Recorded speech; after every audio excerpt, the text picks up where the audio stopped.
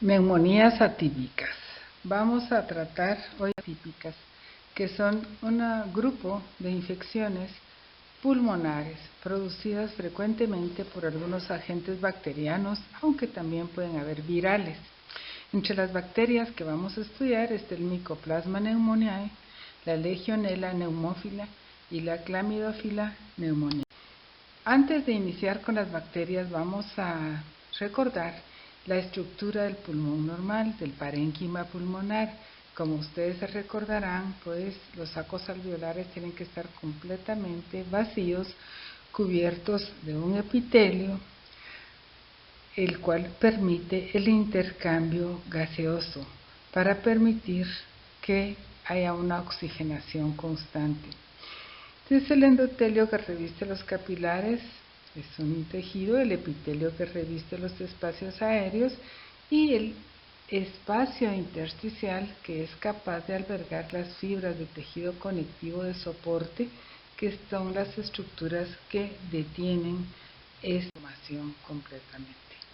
Aquí en este esquema tenemos a la izquierda un alveolo normal, completamente vacío, y a la derecha un alveolo tiene alguna cantidad de infiltrado pulmonar y alguna inflamación intersticial.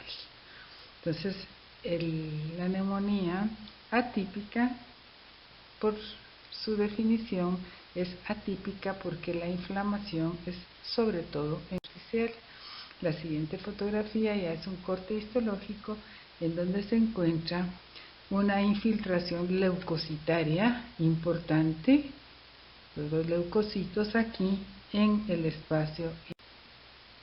En este cuadro tenemos la diferenciación entre una neumonía y una neumonía atípica. La neumonía como tal, provocada frecuentemente por neumococo, de un inicio brusco con fiebre elevada, escalofríos, tos productiva, estertores crepitantes, soplo tubárico, dolor pleurítico, y en una radiografía de tórax podemos ver alguna condensación lobar, broncograma aéreo. Mientras que en las neumonías atípicas, que son provocadas por bacterias también bastante diferentes, dijera yo, como el Mycoplasma, la Legionella, la Clamidia y algunos virus y también la Coxiella. Estas tienen un inicio insidioso, quiere decir como lento, con tos seca, manifestaciones como cefalea, dolor retroesternal, pareciera como una gripe mal cuidada que dura mucho tiempo. Y hay una disociación clínico-radiológica, ya que el paciente siente más manifestaciones clínicas que lo que se puede ver en una radiografía de tórax, ya que no se presenta lobar. Aquí tenemos la imagen radiológica, a la izquierda una neumonía típica como tal, con una condensación, y a la derecha la neumonía atípica que presenta un infiltrado bastante en ambos campos pulmonares. Vamos a hablar de Mycoplasma pneumoniae, definiéndolo como una bacteria que se caracteriza por tener una morfología pleomórfica, quiere decir adoptar bastantes formas como se ve en este esquema, tener unas adhesinas que lo adhieren, como su nombre lo dice, a las células del epitelio pulmonar, y también tener algunas fibras internas, como se observa en este diagrama. Vamos a ver más despacio. Pero tal vez lo más importante del Mycoplasma es que es una bacteria que no tiene pared celular, no tiene peptidoglicano. Entonces únicamente está constituido por un genoma, un cromosoma bacteriano, una membrana y algunas estructuras internas como lo son los ribosomas. Aquí una fotografía del Mycoplasma donde se puede ver su pleomorfismo, las diferentes formas que adopta. Entonces es una bacteria sin pared celular, de 1 a 2 micras de tamaño, no se puede ver con microscopía de luz, o sea, con el microscopio corriente, porque no se tiñe con el Gram, ya que no tiene pared. Su genoma es pequeño, tan pequeño que no tiene genes para sintetizar peptidoglicano. Tienen esteroles, que es un compuesto que no se encuentra generalmente en bacterias, es un lípido similar al colesterol. Se replica como toda bacteria por fisión binaria y no se ha reportado que esté en vida libre. Es una bacteria que parasita a seres eucariotas. Es patógeno de las mucosas. La relación que establece con el ser humano es una relación de parasitismo, ya que depende de las células de las mucosas para su sobrevivencia, y su entrada y su punto de reproducción inicial, la vía aérea. Entre los mecanismos patogénicos, las formas de dañar al hospedero, está primero la adesina P1 que habíamos mencionado y que vimos en el esquema, la producción de peróxido de hidrógeno, que es como el agua oxigenada, ustedes saben que es destructiva, el superóxido, el anión superóxido, que produce daño al epitelio, la desnaturalización de la hemoglobina, la peroxidación de lípidos, la lisis, o sea, destrucción celular, y el deterioro de los cilios pulmonares. En este esquema se puede observar una imagen que representa a la bacteria, al micoplasma, unido al epitelio, y también esta se une por sus adhesinas, pero a la vez libera unas toxinas llamadas toxinas CARS. Estas toxinas liberadas se pueden ir a unir a otro espacio celular para provocar daño.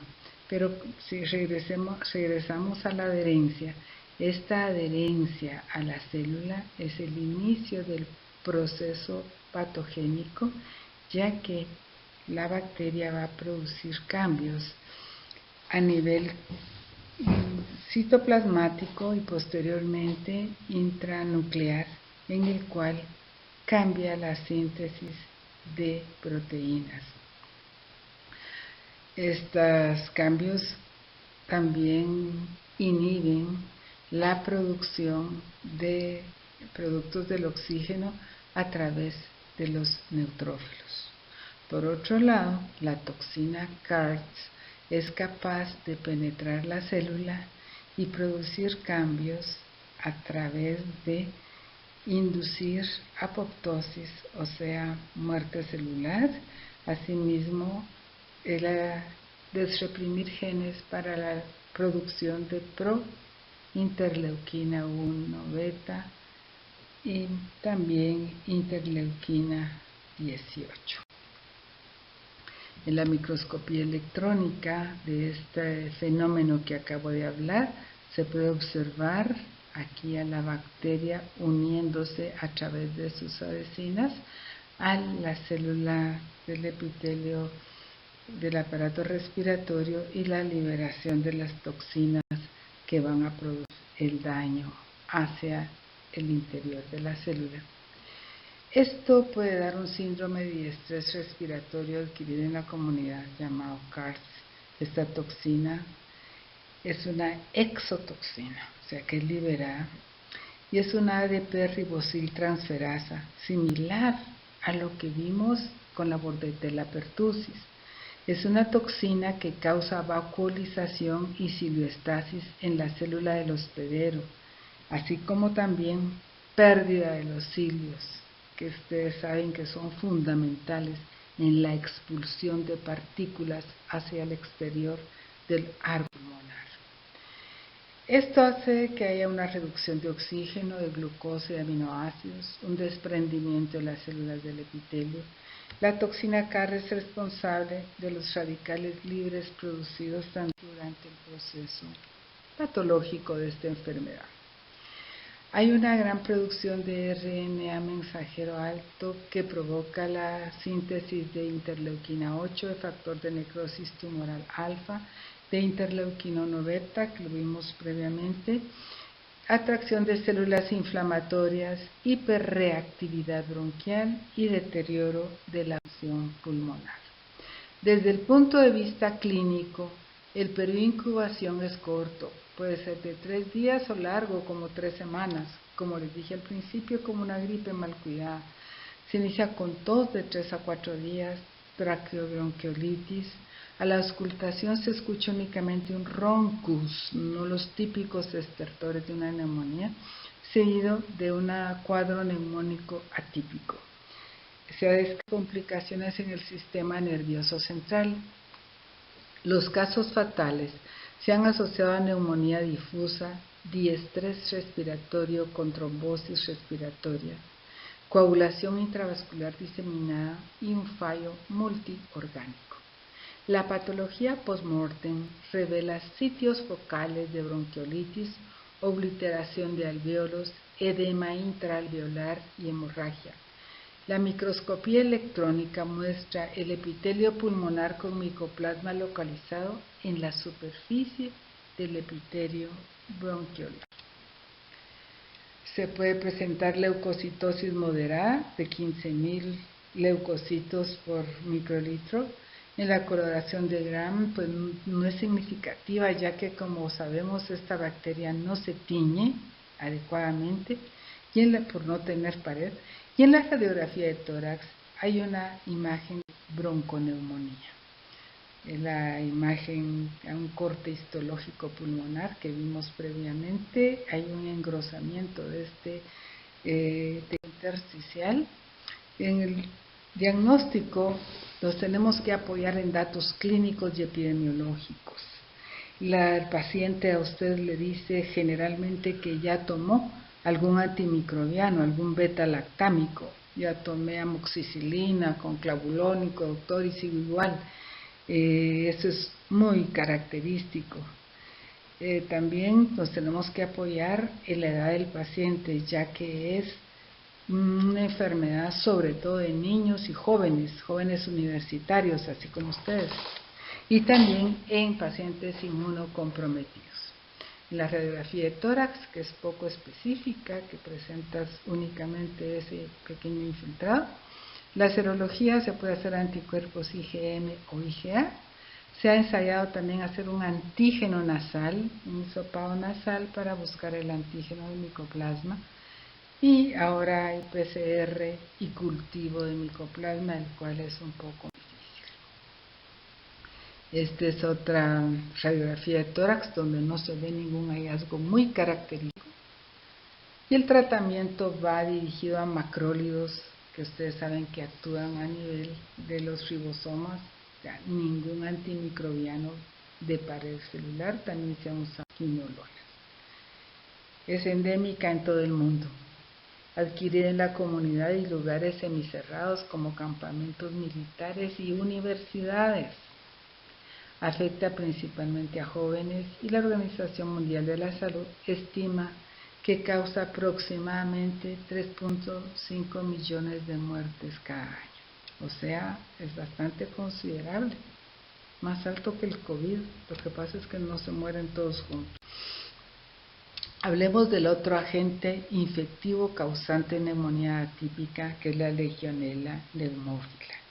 Muy diferente al micoplasma. La Legionella, vamos a ver que es, como generalidades, es bacilo gram negativo, identificado en el año 76 como un agente infectivo de neumonía epidémica en una convención que hubo de legionarios jubilados, de gente mayor, que hubo en Filadelfia.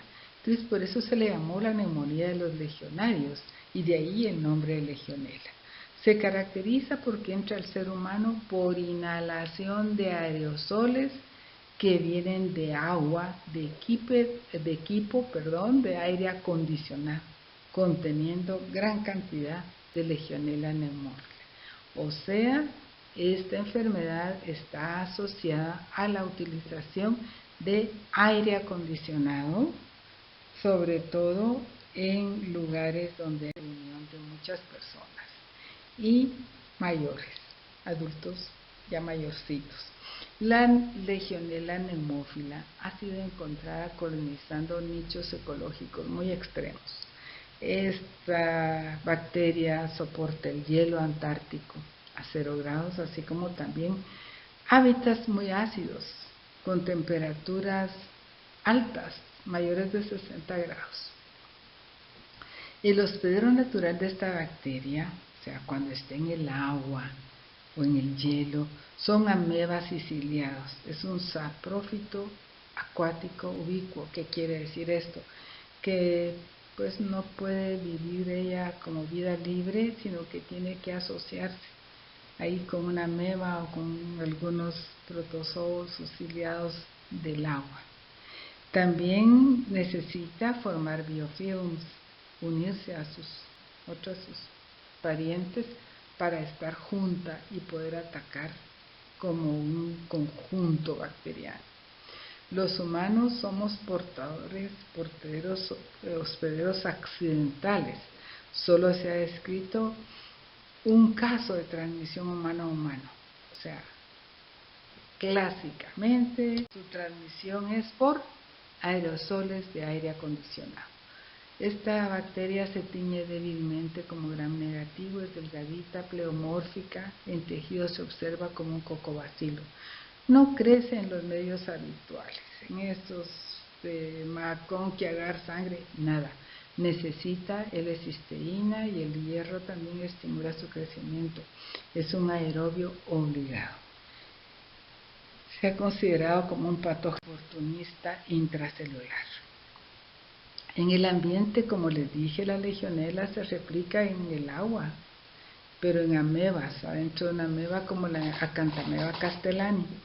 En el humano, en los monocitos y macrófagos alveolares, o sea, es capaz de sobrevivir la fagocitosis.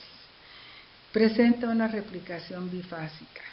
Las bacterias virulentas aparecen como barritas cortas con extremos redondeados, romos, pared celular suave y gruesa. Estas formas fenotípicamente distintas se activan de una manera coordinada. La expresión de unos rasgos llamados rasgos transmisivos, lo que requieren para evadir los lisosomas. Después de establecer un nuevo nicho intracelular, regresan otra vez a su forma replicativa, comenzando un nuevo ciclo. Lo vamos a ilustrar en esta gráfica. Entonces aquí tenemos una fase replicativa, la bacteria Roma de extremos romos, que comienza a transformarse en una forma transmisiva aquí con flagelo. Entonces, así como está con flagelito en el agua de los aires acondicionados, pues es inhalada por el ser humano, llega a la vía respiratoria e invade un macrófago o un monocito. Dentro de él, la bacteria, después de que se internaliza, se introduce en el fagolisosoma, inhibiendo su formación, o sea, hay una inhibición en la formación del fagolisosoma. La bacteria se replica dentro de él y adopta su forma llamada forma replicativa, aquí dentro del fagosoma.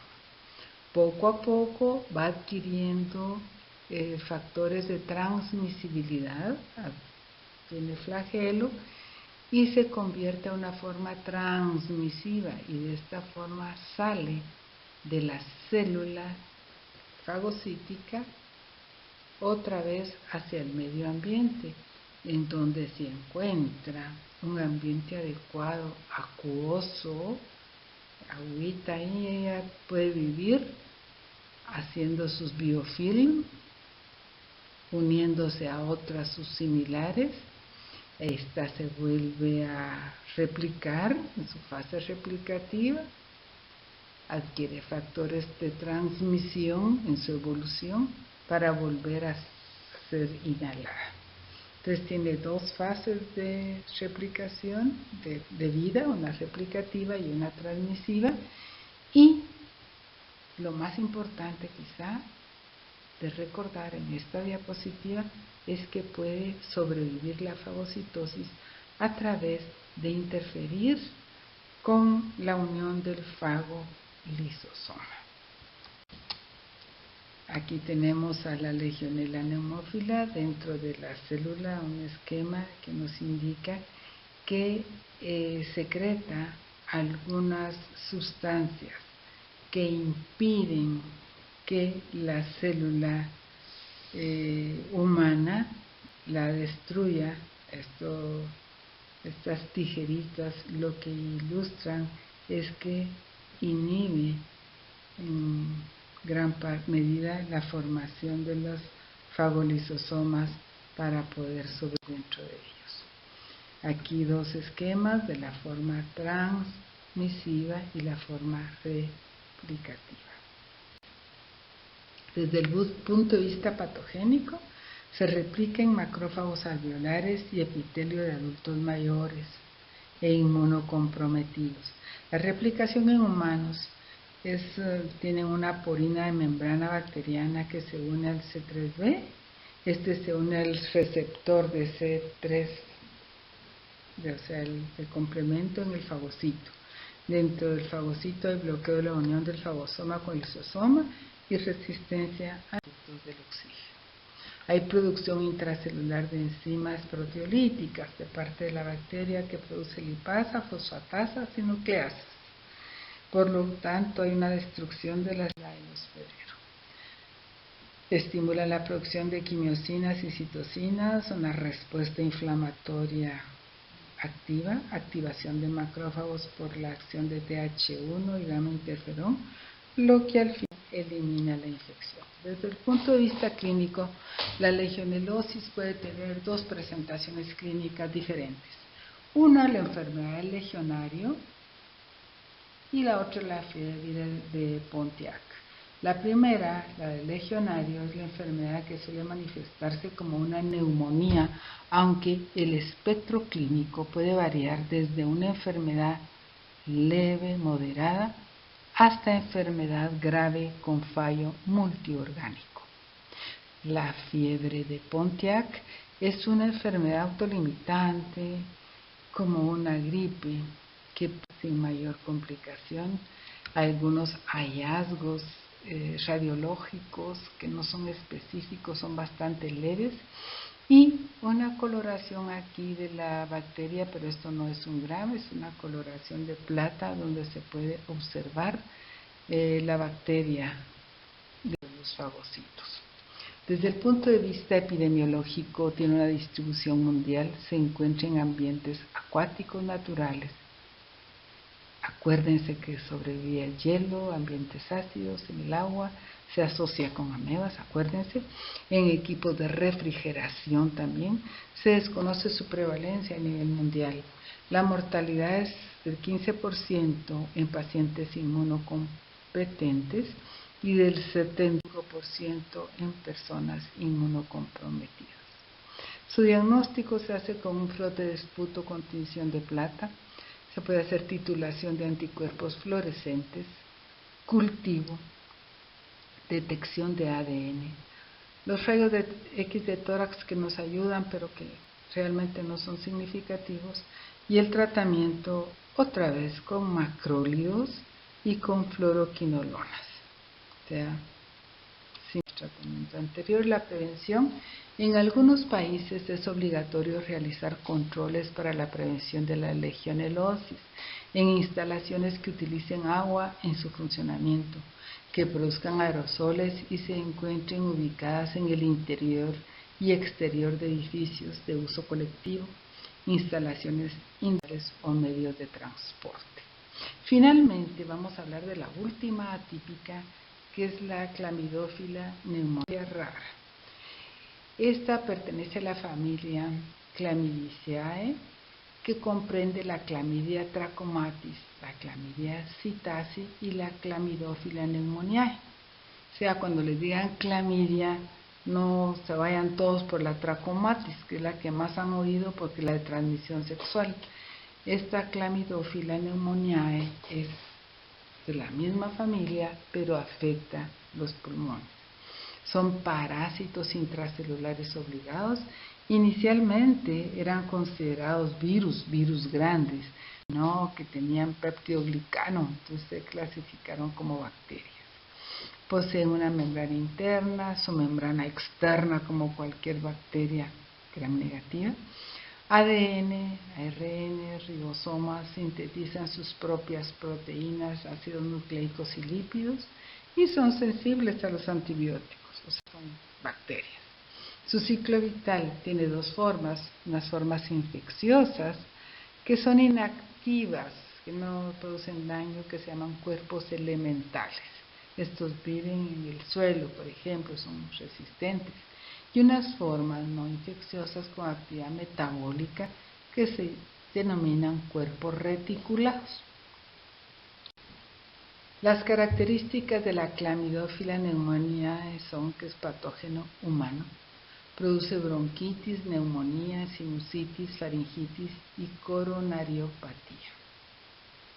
La morfología de los cuerpos elementales tienen una forma de pera con un espacio periplasmático grande, producen múltiples inclusiones intracelulares y estas no poseen plásmidos, los cuerpos elementales. Desde el punto de vista fisiopatológico, los cuerpos elementales son resistentes al ambiente, a factores ambientales. Tienen un lipopolisacárido con actividad débil de endotoxina, o sea que no es su gran cualidad su endotoxina. Tienen una proteína llamada MOMP, que es una proteína principal de membrana externa. Es un componente principal y único de cada especie. O sea, es la que nos clasifica la bacteria. Y la OMP3, que es rica en puentes disulfuros, responsable de la estabilidad de los cuerpos elementales. Esto es lo que le da su resistencia y su estabilidad al medio ambiente, la OMP3. Utilizan el ATP de la célula del hospedero, ellas no pueden sintetizarlo, necesitan y por eso son parásitos intracelulares obligados. Su ciclo de vida, aquí tenemos el cuerpo elemental, que les dije que es resistente al ambiente, entra a la célula humana, un macrófago o un monocito, entra y forma una vacuola. Dentro de la vacuola, la clamidófila se transforma a un cuerpo reticular. Esto dura un día, 10 horas. Se sintetizan ADN, ARN, proteínas, con lo cual pues facilita su replicación por fisión binaria. Y estos, lo importante también es que sobreviven la vacuola fagocítica, se replican dentro del fagocito. Posteriormente, estos cuerpos reticulares se transforman en cuerpos elementales, dañando la célula y saliendo otra vez hacia el medio ambiente. Es un ciclo sencillo que dura 2 a 3 días, en el cual de cuerpo elemental tiene que pasar a reticulado para poderse reproducir y vuelve a salir al ambiente a través de la tos, por ejemplo, como un cuerpo elemental. Aquí tenemos una fotografía un poco más grande donde se puede ver la vida intra de esta bacteria. La Clamidófila pneumoniae solo se ha identificado la serovariedad TUAR. Se transmite por secreciones respiratorias. La mayoría de infecciones son leves, asintomáticas, producen tos persistente y malestar. Infecciones pulmonares graves puede haber, causan afección solo de un lóbulo pulmonar y clínicamente no se distinguen las neumonías atípicas. Produce otras patologías como asma bronquial que estimula la producción de IgE. Se detecta en el 85% de pacientes asmáticos con cultivo positivo. También el cuadro llamado COPT, que es enfermedad crónica obstructiva pulmonar, tiene una relación con la aterosclerosis y enfermedad coronaria. una relación con cáncer pulmonar, con artritis, con Alzheimer y esclerosis múltiple. Esta relación que con estas enfermedades como el Alzheimer y esclerosis múltiple, hay estudios que ya son bastante influyentes. Una radiografía de tórax no nos va a mostrar imágenes concluyentes, y aquí algunas imágenes de la vida intracelular de esta bacteria. Como siempre, hay una estimulación del sistema inmune de factor de necrosis tumoral, de interleuquina 6, de interleuquina 1 y una transformación a células esponjosas relacionada con una etapa temprana de la lesión aterosclerótica. El diagnóstico se hace por titulación de anticuerpos. El cultivo es muy difícil. Se requieren líneas celulares, quiere decir no un cultivo como de dar sangre, ninguno de esos. Se quieren células vivas para que se reproduzcan dentro de ellas las clamidias. Puede hacerse también detección de ADN por PCR, y el tratamiento otra vez es macrólidos y tetraciclinas, con lo cual el pronóstico es bastante bueno. En resumen, lo más importante de esta clase es que las neumonías atípicas también son producidas por bacterias un poco atípicas.